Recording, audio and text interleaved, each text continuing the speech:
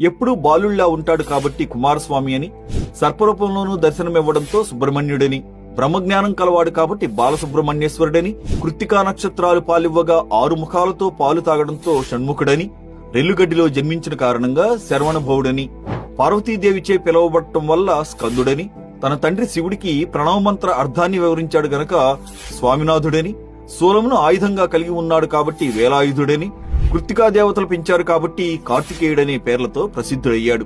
అమిత జ్ఞానం, బలపరాక్రమాలు, యుద్ధతంత్ర నైపుణ్యం కలిగిన బాల కార్తికేయుడు కొన్నాళ్లకి తను అవతరించిన కారణాన్ని తెలుసుకుని దేవతలను పీడిస్తున్న రాక్షసుడు తారకాసురుడి మీద యుద్ధానికి తల్లి పార్వతీదేవి ఇచ్చిన వేలాయుధాన్ని చేపట్టి బయలుదేరాడు.